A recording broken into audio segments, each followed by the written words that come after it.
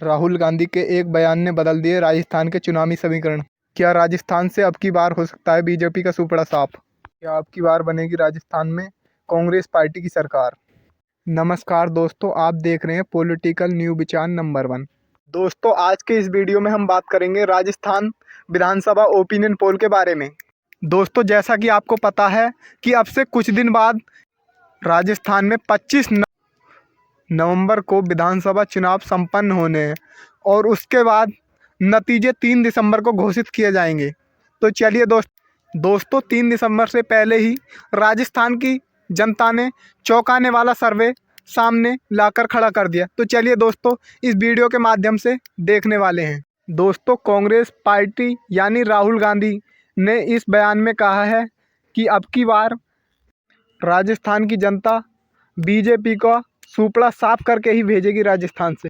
तो दोस्तों आज के इस ओपिनियन पोल में देखते हैं कि अब की बार राजस्थान में किस पार्टी का मुख्यमंत्री बनेगा। दोस्तों, आपने अभी तक हमारे चैनल को सब्सक्राइब नहीं किया तो प्लीज़ दोस्तों हमारे चैनल को सब्सक्राइब अवश्य कर लो और वीडियो के कमेंट में अपनी राय अवश्य लिखो, क्योंकि जनता की राय लोकतंत्र को मजबूत बनाने के लिए बहुत ज़रूरी है।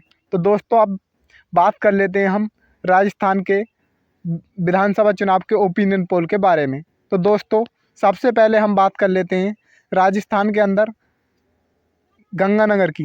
गंगानगर में लोकसभा की 6 सीट हैं, जिसमें से बीजेपी के खाते में 3 व कांग्रेस को 3 सीट मिलने का अनुमान लगाया जाए। दोस्तों यहाँ पर दोनों पार्टियों के बीच कांटे की टक्कर देखने को मिल सकती है। दोस्तों अब बात कर लेते हैं हम बीकानेर की। बीकानेर के अंदर लोकसभा की 7 सीट हैं, जिसमें से बीजेपी के खाते में 5 व कांग्रेस को 2 सीट मिलने का अनुमान लगाया जा रहा है। तो चलिए दोस्तों अब बात कर लेते हैं हम जैसलमेर की। जैसलमेर के अंदर लोकसभा की 2 सीट हैं, 2 की 2 सीट कांग्रेस पार्टी को मिलती नज़र आ रही हैं। ऐसा लगता है कि यहाँ पर बीजेपी को काफ़ी नुकसान का सामना करना पड़ सकता है। तो चलिए दोस्तों अब बात कर लेते हैं बाड़मेर की। दोस्तों जैसा कि आपको पता है कि बाड़मेर के अंदर लोकसभा की 7 सीट हैं, जिसमें से बीजेपी के खाते में 3 व कांग्रेस को 4 सीट मिलने का अनुमान लगाया जा रहा है। यहाँ पर भी बीजेपी को काफ़ी नुकसान का सामना करना पड़ सकता है। तो चलिए दोस्तों अब बात कर लेते हैं जालौर की। जालौर के अंदर लोकसभा की 5 सीट हैं, बीजेपी के खाते में 3 व कांग्रेस को 2 सीट मिलने का अनुमान लगाया जा रहा है। यहाँ पर भी चलिए दोस्तों अब बात कर लेते हैं सिरोही की। सिरोही के अंदर लोकसभा की 3 सीट हैं, जिसमें से बीजेपी के खाते में 1 व कांग्रेस को 2 सीट मिलने का अनुमान लगाया जा रहा है। चलिए दोस्तों अब बात कर लेते हैं उदयपुर की। उदयपुर के अंदर लोकसभा की 8 सीट हैं, जिसमें से बीजेपी के खाते में 3 व कांग्रेस को 5 सीट मिलने का अनुमान लगाया जा रहा है। यहाँ पर भी दोस्तों कांग्रेस को काफ़ी फ़ायदा होगा और बीजेपी को काफ़ी नुकसान। तो चलिए दोस्तों अब बात कर लेते हैं डूंगरपुर की।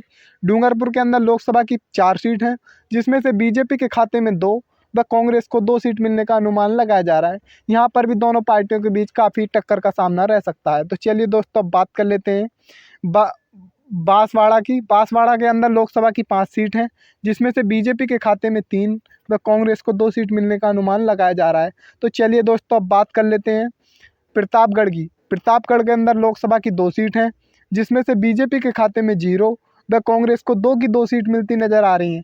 ऐसा लगता है कि बीजेपी का यहाँ पर नामो निशान नहीं रहेगा है। तो चलिए दोस्तों अब बात कर लेते हैं झालावाड़ की। झालावाड़ के अंदर लोकसभा की 4 सीट हैं, 4 की 4 सीट कांग्रेस पार्टी को मिलती नज़र आ रही हैं। तो ऐसा लगता है कि बीजेपी का खाता भी नहीं खुल पाएगा। तो चलिए दोस्तों अब बात कर लेते हैं आगे चित्तौड़गढ़ की। चित्तौड़गढ़ के अंदर लोकसभा की 5 सीट हैं, जिसमें से बीजेपी के खाते में 2 व कांग्रेस को 3 सीट मिलने का अनुमान लगाया जा रहा है।